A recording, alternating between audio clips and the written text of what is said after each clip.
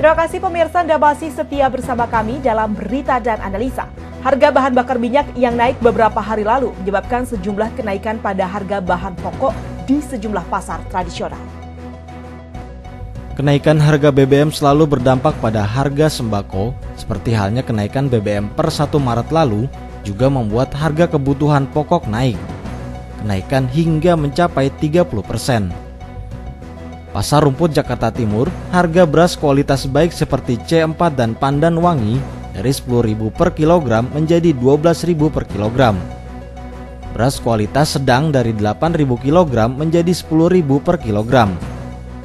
Untuk bawang merah dari Rp12.000 per kilogram menjadi Rp16.000 per kilogram.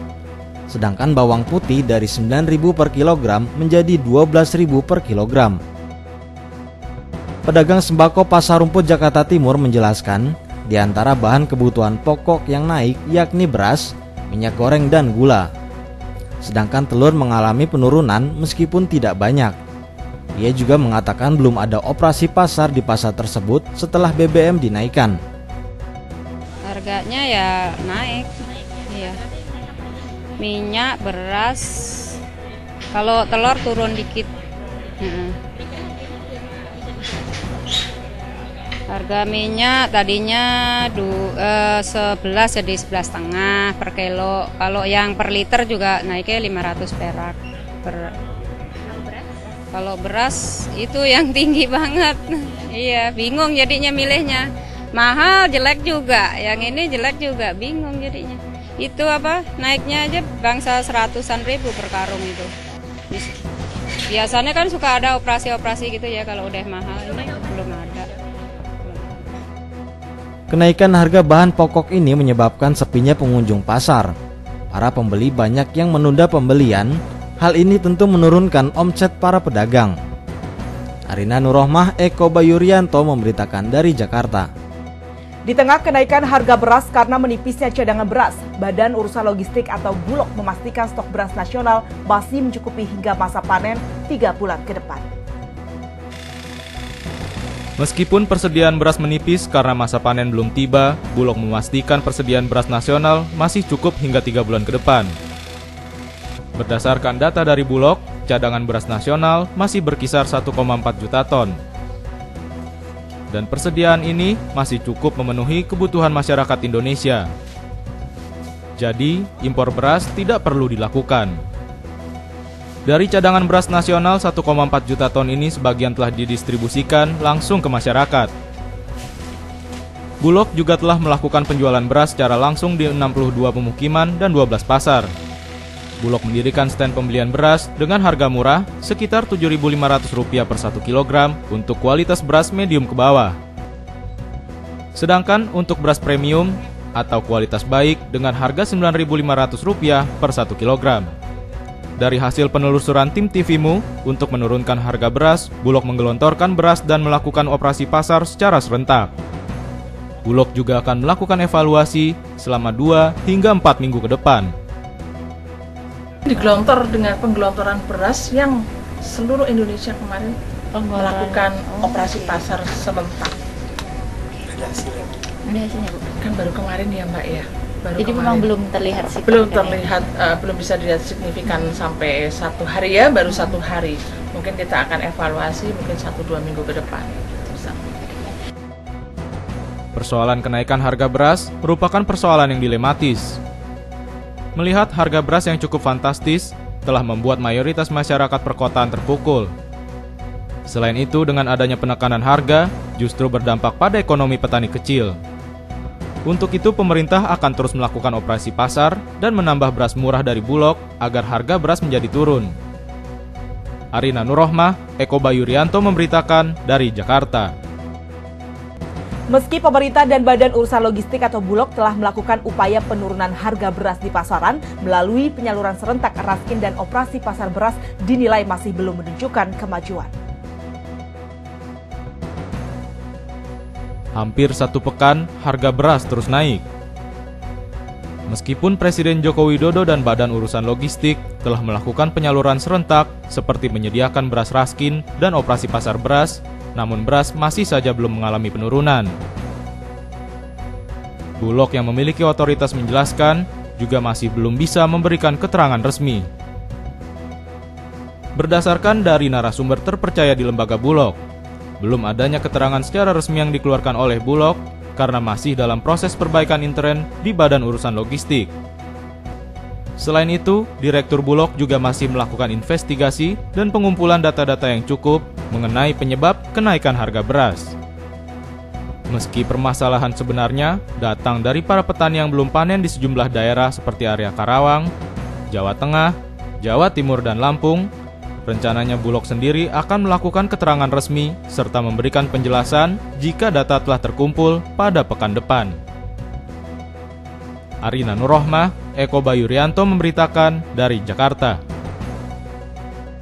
Pemirsa, Basarnas akan menyerahkan serpihan dan bangkai pesawat AirAsia KZ8501 yang jatuh di Selat Karimata, Kalimantan Tengah kepada Komite Nasional Keselamatan Transportasi. Serpihan badan pesawat ini sudah berada di Pelabuhan Indonesia 2 Tanjung Priok, Jakarta Utara. Setelah melalui proses panjang, serpihan dan bangkai pesawat AirAsia QZ8501 tiba di Jakarta.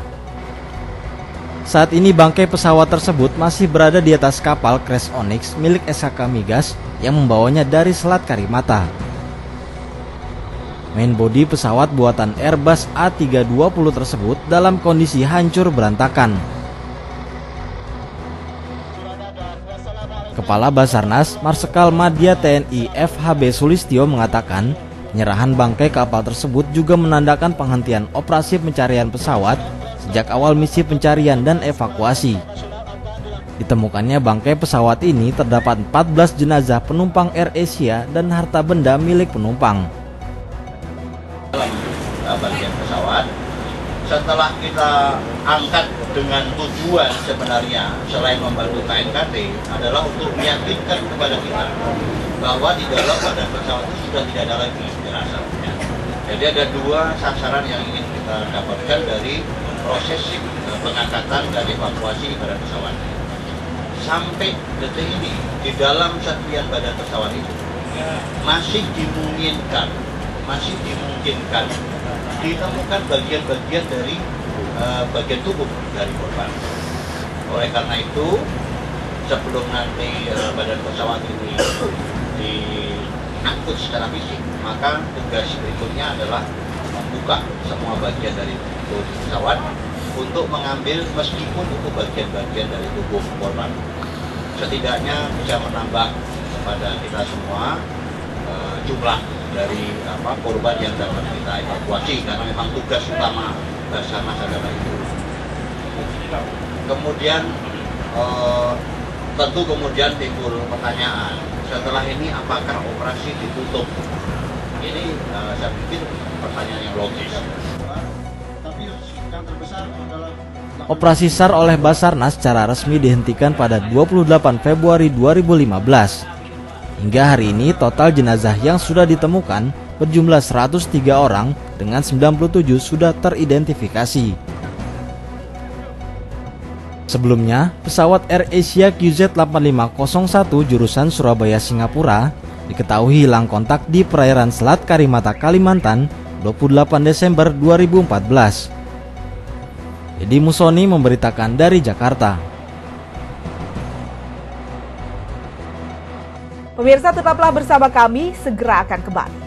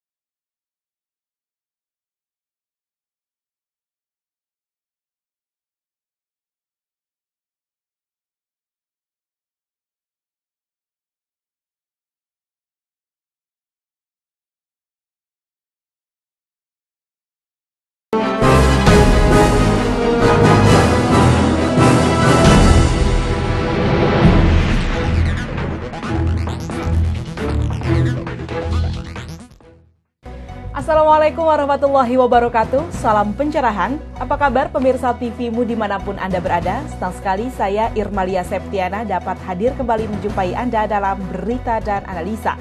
Sejumlah informasi cerdas mencerahkan akan kami hadirkan untuk Anda selama 30 menit. Untuk itu ikutilah Berita dan Analisa selengkapnya.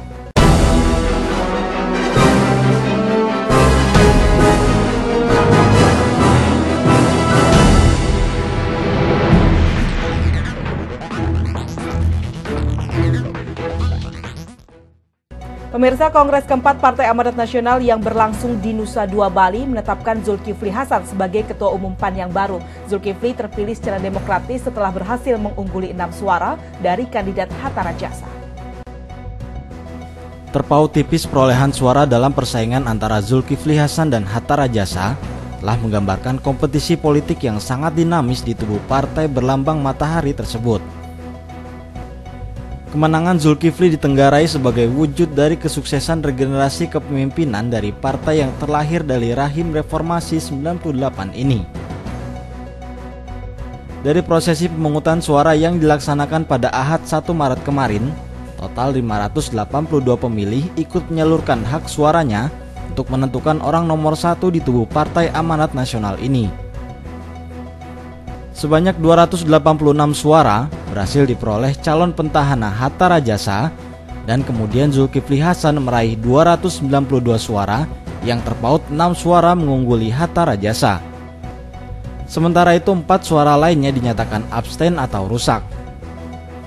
Dengan hasil demikian, jabatan Ketua Umum Partai berlambang matahari tersebut resmi disandang oleh Ketua MPR ini. Meskipun di hari pertama Kongres sempat diwarnai kekisruhan terkait polemik keabsahan pemilik hak suara, namun secara umum Kongres PAN ini ditenggarai dapat berjalan kondusif dan demokratis yang akhirnya dapat melahirkan ketua umum yang baru untuk periode kepemimpinan 5 tahun ke depan. Melihat realitas suksesnya kontestasi politik terbesar Partai Amanat Nasional ini, fenomena dualisme pimpinan di tubuh sejumlah partai politik nasional dewasa ini tampaknya tidak mempengaruhi partai yang terlahir dari semangat reformasi ini, sehingga kedewasaan dalam berdemokrasi dapat dicitrakan dalam prosesi kongres tersebut. Untuk itu, realitas politik demokratis yang tergambar dalam prosesi kongres keempat Partai Amanat Nasional ini diharapkan dapat menjadi contoh bagi partai politik lainnya di tanah air dalam meregenerasi kepemimpinan dalam tubuh partai serta menerapkan sistem demokrasi yang lebih dinamis. Tim TV-mu memberitakan dari Jakarta. Pemerintah kembali menaikkan harga BBM akibat kenaikan harga minyak dunia dan melemahnya nilai tukar rupiah. Harga BBM jenis premium mengalami kenaikan sebesar Rp200 per liter dari harga awal Rp6.700 per liter menjadi Rp6.900 per liter di wilayah penugasan Jawa, Madura, dan Bali. Kenaikan harga BBM dilakukan sejak 1 Maret lalu oleh pemerintah. Sudah keempat kalinya pemerintahan Joko Widodo menaikkan dan menurunkan harga BBM sejak ia dilantik menjadi presiden. Kenaikan harga BBM ini mengagetkan banyak masyarakat karena pemerintah tidak memberikan pengumuman terlebih dahulu seperti biasanya. Tak hanya masyarakat, pengelola SPBU di sejumlah daerah juga mengaku kaget. Pasalnya informasi kenaikan harga BBM disampaikan beberapa jam sebelum pemberlakuan baru. Kenaikan harga BBM jenis premium dilakukan pemerintah dikarenakan naiknya harga minyak dunia dan melemahnya nilai tukar rupiah. Kebijakan kenaikan harga BBM sepenuhnya menjadi kewenangan pemerintah, sementara Pertamina hanya sebagai badan usaha bertugas mendistribusikan sekaligus menjaga kelangsungan pasokan kepada masyarakat. Dari pihak pertama mengatakan saat ini BBM jenis premium sudah tidak mendapatkan subsidi dari pemerintah. Adapun kebijakan harga ditentukan dengan mengikuti pola pergerakan harga minyak dunia. Rina Nurrohmah, Eko Bayurianto memberitakan dari Jakarta. Kenaikan harga bahan bakar minyak sejak 3 hari lalu mendapatkan tanggapan yang beragam dari masyarakat. Seperti apa tanggapan masyarakat? Berikut selengkapnya untuk Anda. Kenaikan harga BBM dirasa masyarakat berat meskipun kenaikan hanya Rp200. Masyarakat berharap pemerintah menurunkan kembali harga BBM sesuai kemampuannya.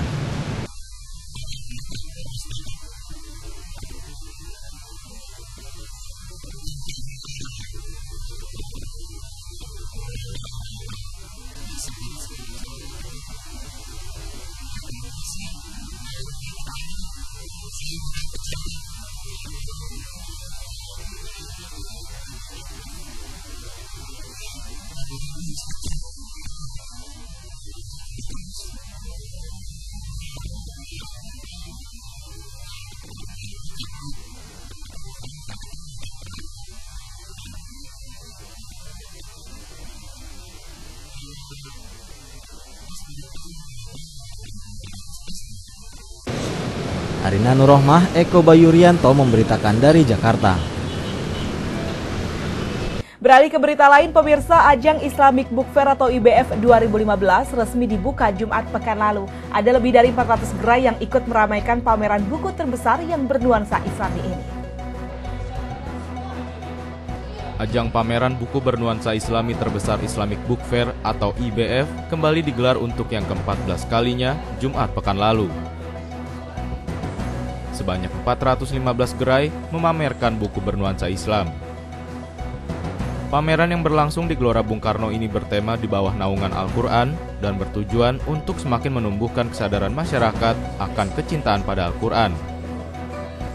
Wakil Ketua Panitia IBF Dede Sumardi mengatakan tema ini merupakan gambaran keyakinan umat tentang peran Al-Quran dan As-Sunnah sebagai pedoman yang membimbing umat dalam setiap langkahnya. Ia juga mengatakan sebanyak 202 gerai diisi oleh para penerbit, 140 stand multiproduk, sementara sisanya adalah sponsor dan rekan media. Tema dari Islamic ini selalu berkesinambungan dari tahun ke tahun. Jadi pertama kita pernah temanya itu tentang Al-Quran, hidup bersama Al-Quran, sekarang menyambung di bawah naung Al-Quran. Jadi kita menjaga supaya temanya itu satu runtut begitulah kira-kira ya. Dan memang kita berharap dengan tema seperti ini kehidupan kita bermasyarakat di bawah naungan Al-Quran insya Allah selalu.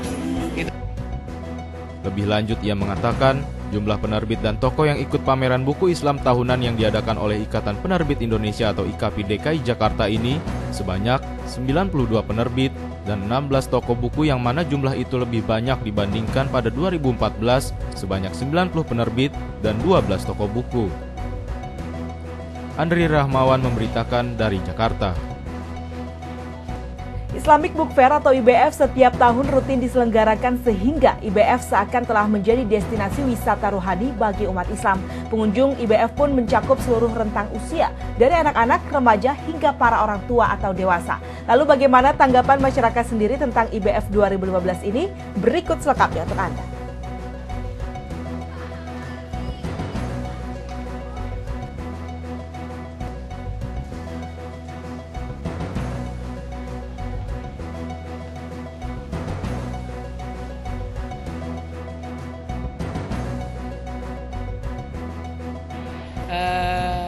Dengan adanya Islamic Book Fair ini saya sangat mendukung sekali, termasuk buku-bukunya bagus-bagus, karena melihat semakin bertambahnya zaman ini, kurang minat bacanya anak-anak sekarang itu sangat berkurang sekali saya lihat ya, lebih banyak main game segala macam. Dengan adanya Book Fair Islamic ini, alhamdulillah saya mendukung anak-anak saya juga untuk sekolah-sekolah yang lain untuk terus mendukung, kalau bisa diadakan setahun 2 kali atau 3 kali, jangan hanya setahun. Ini kan setahun sekali ya diadakannya.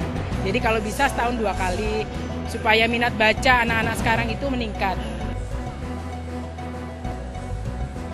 Islamic Book Fair ini menambah wawasan kita, mengetahui berbagai judul-judul buku, dan menambah minat kita untuk lebih senang membaca buku. Bagus nggak dengan diadakan Islamic Book Fair? Bagus, bisa juga menambah iman dan ilmu pengetahuan sosial yang lainnya. Alhamdulillah tanggapannya bagus ya. Ini acara sudah rutin. Kita sudah hampir tiap tahun ke sini ya. Setiap ada. Dan harapannya sih harus tiap tahun ada terus gitu. Tinggal kreasinya lebih diperbanyak lagi. Kalau penerbitnya cukup lengkap ya. Dan hampir dari segala segmen ada lah, dari anak-anak, kemudian remaja sama dewasa juga ada. Cukup lengkap. Sudah bagus. Andri Rahmawan memberitakan dari Jakarta. Pemirsa, tetaplah bersama kami, berita dan analisa segera kembali.